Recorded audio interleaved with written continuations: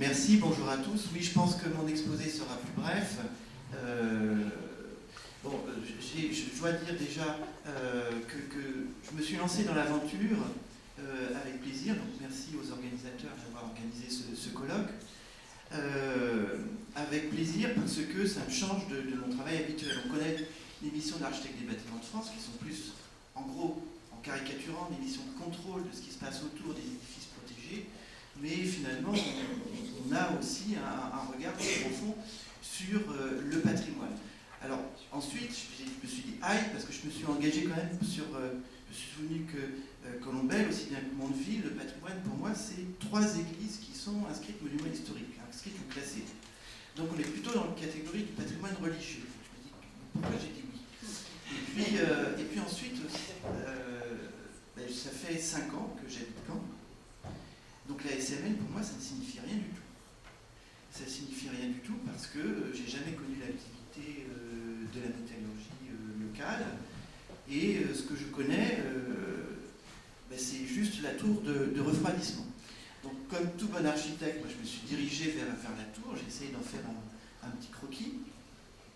Et puis en m'approchant de plus en plus de ce réfrigérant, je me suis aperçu qu'il était, plus on s'en approchait, plus il semblait solitaire. C'est un édifice qui est absolument génial, c'est un monolithe béton, enfin, il y a tout de quoi séduire un architecte, mais d'un seul coup, il semble un petit peu, quand on est sur place, hors contexte. Donc je me suis dit, il faut quand même que je me documente, parce qu'on va parler de patrimoine. Donc j'ai fait comme mes filles, moi j'ai pris Internet. Et c'est intéressant de prendre Internet parce que quand on essaie de consulter les sites, on voit comment ils sont alimentés.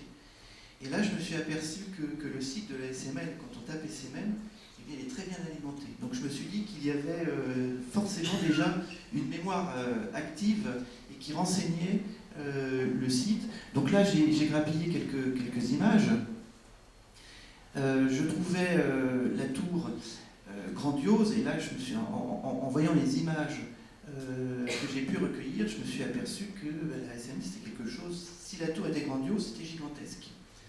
Donc très impressionné par la grandeur du site. Et puis en creusant un petit peu plus, alors je trouvais amusant ces effets d'éclairage, ça fait rêver, il y a un côté onirique dans les images noir et blanc. Puis en essayant de comprendre un petit peu, je me suis aussi aperçu qu'en regardant à peu près des photos prises au même endroit, et en documentant quand même un peu, j'ai compris qu'il y avait une histoire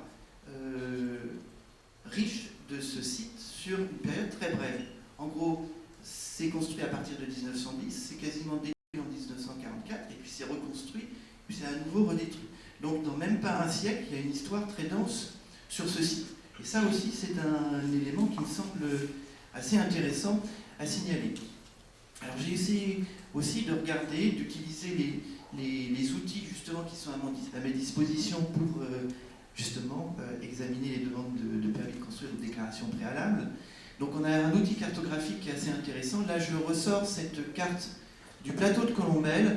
Donc c'est la carte d'état-major, elle peut être datée, c'est un état d'environ 1850, donc c'est pas juste avant, c'est pas le début du XXe siècle. Cela dit, j'ai regardé d'autres documents, on peut considérer que c'est quasiment le même état qu'au début du XXe siècle, quand l'industrie va s'implanter sur le plateau. Alors ce qui est intéressant, c'est qu'on voit bien le relief, on voit bien l'Orne, ses coteaux assez abrupts, et puis le plateau, un plateau vierge, sur lequel donc, là je trace l'emprise du site industriel proprement dit, avec en 2 points le réfrigérant et la grande halle. Donc ensuite, on conserve la même échelle. Là, on se trouve à l'apogée. Donc on a quasiment toute cette forme, cette patate rouge en fait, qui est remplie. Donc là, on voit bien l'importance du site industriel, de l'occupation industrielle qui couvre quasiment tout le site. Et puis quand on continue l'exercice, on s'aperçoit que de l'activité industrielle, il reste réellement, la carte confirme l'impression que donnait l'examen des images, il reste vraiment très peu de choses finalement de ce patrimoine, et on a comme le sentiment qu'il y a eu une table rase. Je me permets ce thème parce que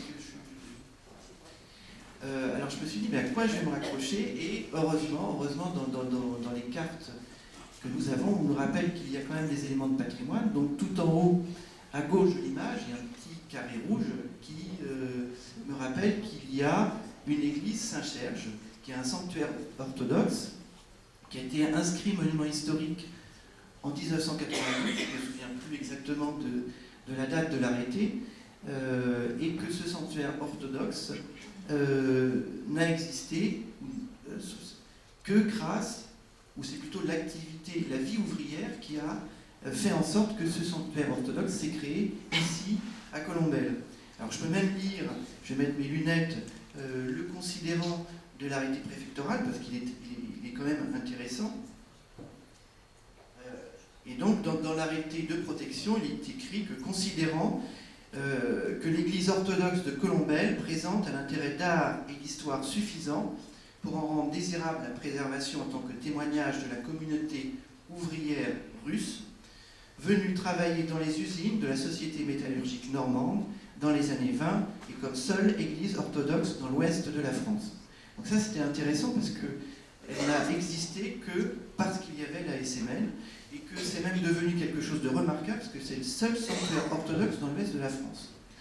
Donc je me suis dit que je vais quand même retourner sur le site parce qu'il faut, je pense que c'est toujours intéressant, c'est de faire l'expérience spatiale des lieux pour essayer de les découvrir. Donc voilà des images de l'église Saint-Serge. C'est une toute petite église. C'est pas plus grand qu'une maisonnette, si je puis dire, avec juste une chose, c'est un clocher à bulbe posé sur le fêtage de la couverture. Le site est intéressant, j'aurais dû prendre d'ailleurs des sites, parce qu'en fait on ne voit quasiment rien, enfin on ne voit pas le réfrigérant, ça c'est sûr, et on a le paysage, un paysage de la vallée de l'Orne. Il y a en contrebas un herbage, et puis de l'autre côté de la rivière, il y a le bourg ancien d'Hérouville. Donc on est un petit peu autre part. Donc je me suis dit quand même qu'il fallait que je continue, que je grimpe. Donc je suis rentré alors, à la mauvaise heure, donc j'ai pris toutes les photos à contre-jour. Donc je me suis dit pour truander, je vais les faire en noir et blanc, ça c'est vers moi. Donc je rentre sur le site, sur l'emprise en fait du site industriel par le nord. Donc qu'est-ce qu'on voit, qu'est-ce qu'on perçoit tout de suite? C'est le réfrigérant. Le réfrigérant, puis ensuite on constate les opérations de logement en cours.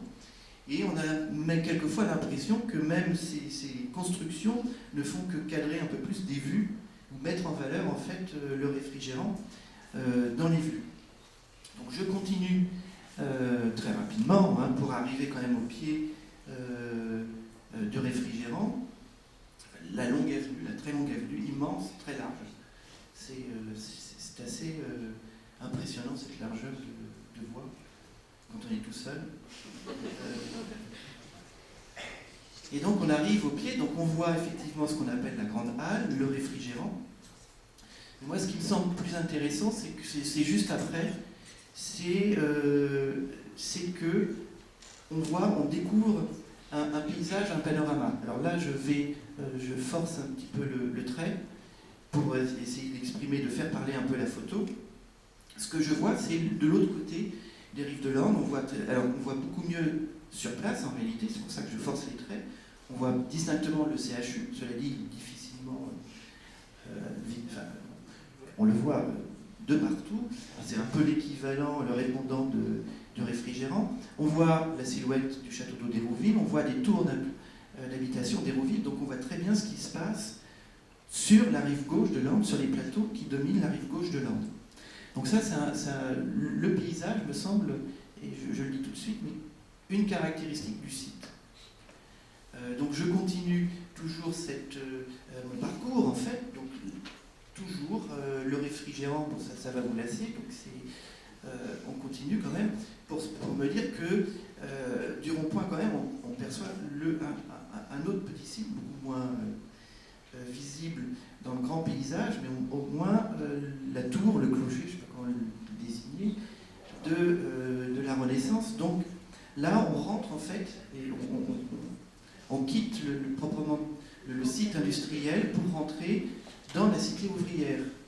Et là, dans la cité ouvrière, on constate tout de suite, alors c'est même assez amusant d'ailleurs, qu'on est face à un habitat qui a toutes les caractéristiques de l'habitat des ouvriers. Il y a la maison jumelle, les maisons jumelles qui sont déclinées dans toute leur typologie. Donc il y a les maisons d'ingénieurs, c'est des maisons jumelles, il y a les contremaîtres, les ouvriers.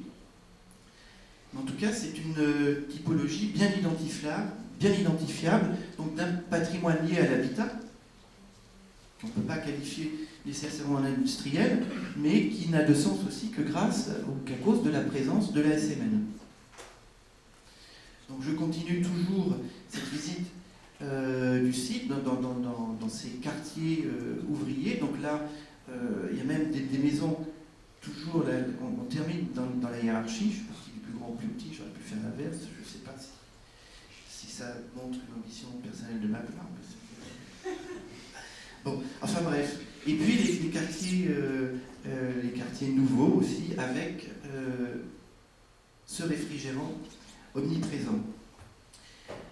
Donc, qu'est-ce qui pour moi était élément de patrimoine? Donc, j'essaie un peu de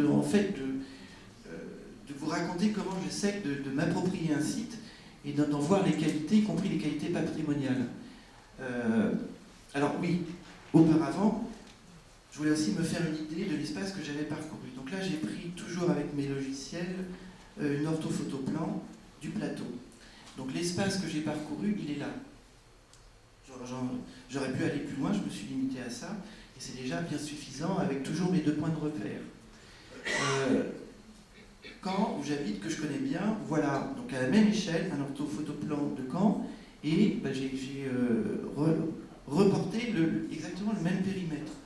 Et là, je m'aperçois en fait que j'ai fait un parcours, alors du nord au sud, c'est l'équivalent d'aller de l'université à la gare, et ça pour nous, ça me parle beaucoup mieux, et d'est en ouest, en gros, de l'abbaye aux hommes à l'abbaye aux dames. Et je m'aperçois aussi que ce site, il a une échelle immense. Donc j'essaie à peu près de réunir en fait tous ces éléments que j'essaie de discerner. Déjà, je pense qu'il a une situation géographique, une situation paysagère extrêmement intéressante.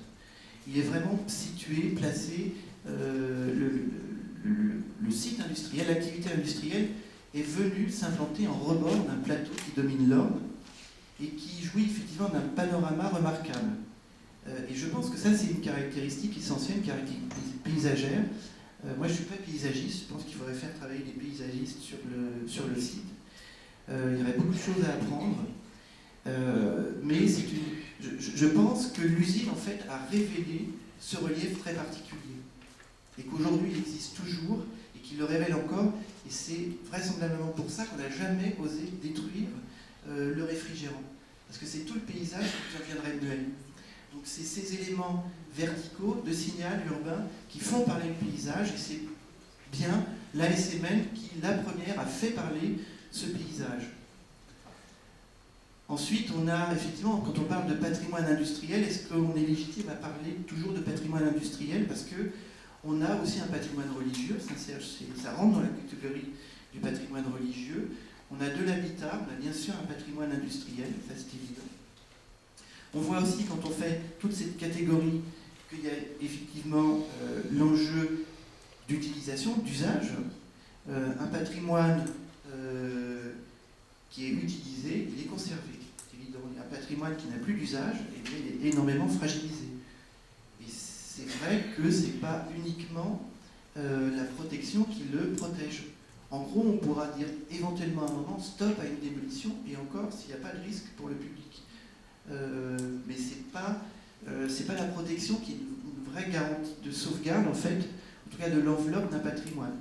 Et je pense que les membres de l'association, qui est aussi très active pour l'église Saint-Serge, le savent bien, ils se battent pour conserver cette église. C'est vraiment beaucoup d'investissement.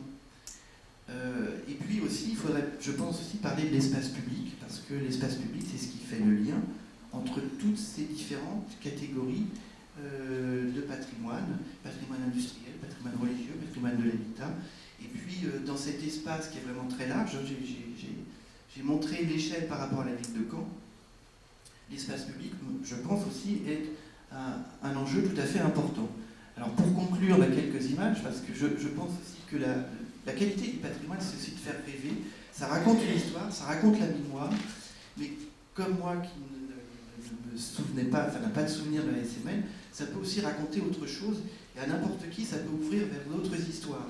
Donc, et c'est ça qui m'amuse aussi. Donc je prends le clocher à bulbe de Colombel, et puis je me souviens des dessins d'Hugo Pratt de Venise, et puis Venise, c'est la porte vers l'Orient, donc c'est déjà aussi un au-delà.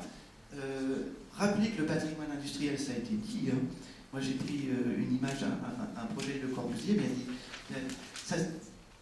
Dès l'origine du mouvement moderne en architecture, il y a eu une inspiration de l'architecture industrielle. En tout cas, l'architecture industrielle a vraiment compté dans l'élaboration d'un style architectural nouveau.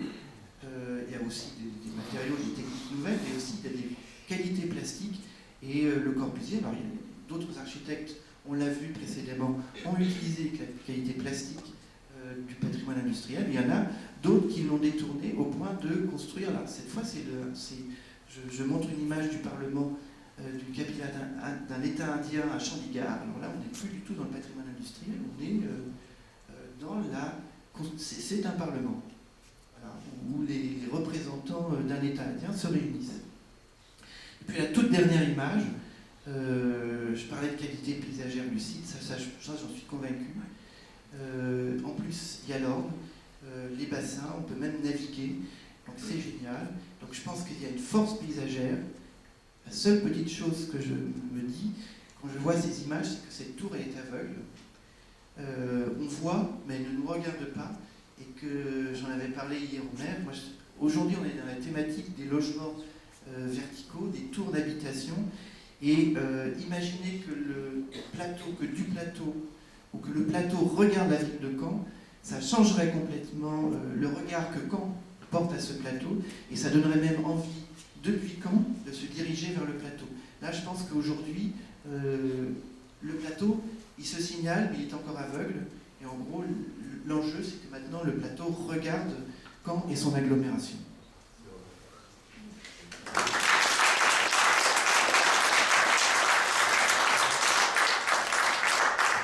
Merci à vous. Alors, je suis certain qu'il y a plusieurs questions, et puis comme vous avez aussi en quelque sorte interpellé le maire de Colombel, à un moment il répondra, ou du moins il interviendra. Mais Gérard, je t'en prie, je te cède le premier. Je ne peux pas résister au plaisir de considérer cette intervention comme remarquable. Remarquable à plusieurs titres. Elle émane d'un représentant de l'État, d'une institution de l'État, donc elle fait service de l'État en tout cas. Donc elle me fait chaud au cœur, parce que tout d'un coup, un regard documenté, intéressant, pertinent, cohérent. Un deuxième niveau, parce qu'elle émane de quelqu'un qui ne connaît pas le territoire, qui porte un avis qui, bizarrement, enfin en tout cas pas bizarrement pour moi, vient croiser ce que nous on partage depuis très longtemps et qu'on veut défendre. Un troisième niveau, parce que, et ça aussi ça me fait énormément plaisir, c'est pas une question que je vais vous poser, je vais vous envoyer que des fleurs, méfiez-vous, vous allez être couverts.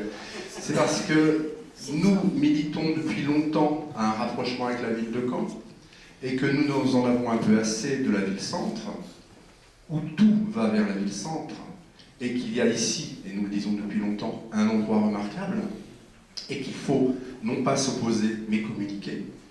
Et je trouve que votre conclusion est éclairante, et là le mot est choisi à dessein, parce qu'il faut se regarder dans les yeux pour bâtir cet avenir que l'on espère sera pour nous porteur de jours meilleurs.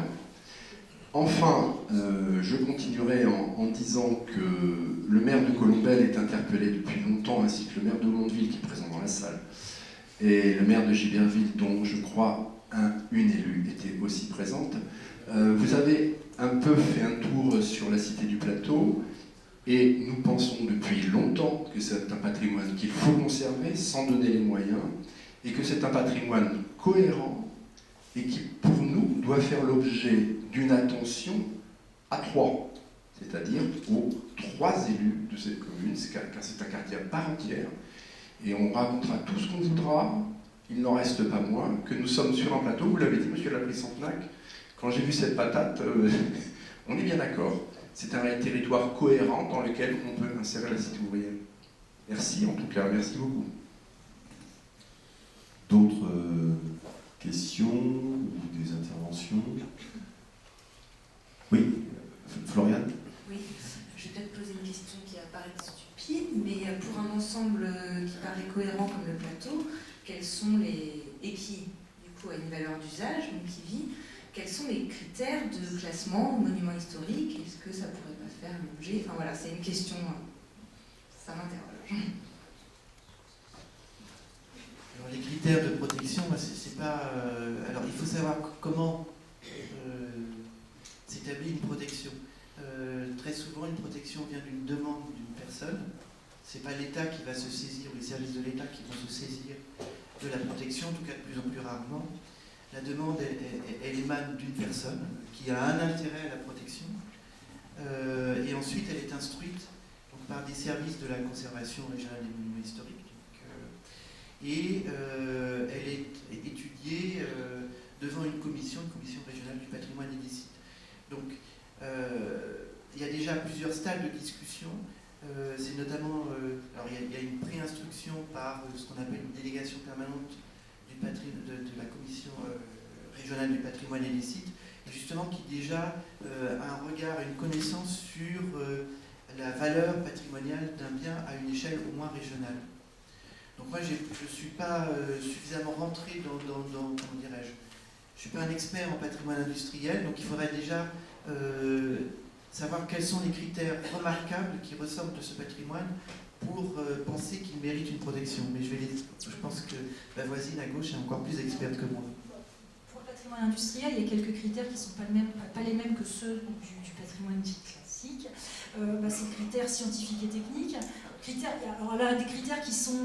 voilà. Donc là, ça pourrait être le critère scientifique et technique, c'est-à-dire que est-ce que c'est un élément scientifique qui tente à disparaître, scientifique et technique qui tente à disparaître sur le territoire? Alors là, effectivement, on est aussi sur les différents tours de... Enfin, il faudrait faire une étude sur combien il reste de tours de refroidissement dans la région, voire en France, s'apercevoir que c'est quasiment la dernière, parce qu'en fait, contrairement à ce qui se fait en général, quand une usine sidérurgique ferme chez nous, on détruit tout, quoi. Enfin, je veux dire que j'ai regardé pour les hauts fourneaux, ça ferme, enfin en Lorraine comme dans le Nord, ça ferme, c'est détruit, quoi. Enfin, on ne se pose même pas la question, quoi.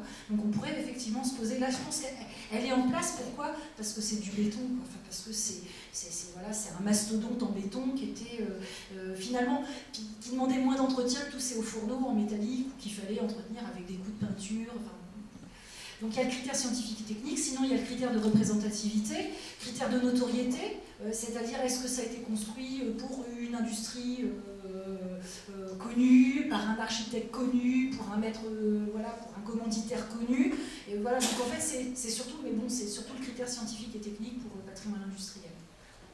Mais je ne sais pas si la collègue de Basse-Normandie veut rajouter. C'était plus par rapport à l'habitat, moi. Quand je par parlais rapport à plateau, du coup je parlais plus de la cité ouvrière. Mais pourquoi vouloir absolument protéger au titre des MH Parce que ça a été évoqué plusieurs fois, et je sais que les métallos en ont parlé tout à l'heure, etc. Donc c'était pour clarifier un peu le propos et qu'on ait des réponses à ce sujet, parce que je sais que ce soit en commission, différentes réunions, les gens parlent souvent disent souvent classé, et on entend souvent ça dans l'opinion publique. C'est quand même une véritable reconnaissance de classement, enfin c'est une reconnaissance officielle, donc, mais c'est quasiment...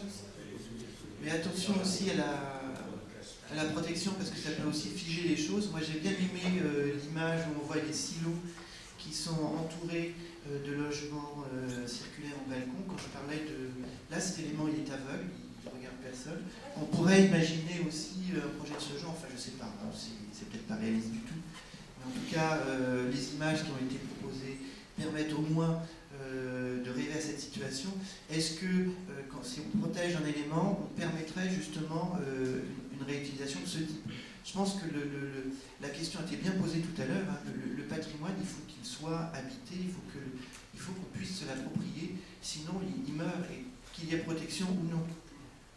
Donc qu'est-ce qu'on veut faire? Est-ce qu'on veut le rendre encore vivant, le faire encore parler, peut-être d'une autre manière, hein. Je suis convaincu que la SMN, c'est dans l'histoire, il y avait ce relief particulier, cette première touche, la SMN qui le révèle, et puis maintenant, il faut encore continuer à faire parler, faire vivre ce site. C'est comme ça que les villes, l'histoire des villes se constitue, couche par couche. Il faut permettre aussi à la ville d'accepter justement que ces couches se superposent, qu'il y ait une sorte de sédimentation. Voilà, et donc c'est un projet, je pense que c'est un projet. La protection peut être une façon de mener à bien ce projet, mais ce n'est pas nécessairement l'outil approprié. Voilà.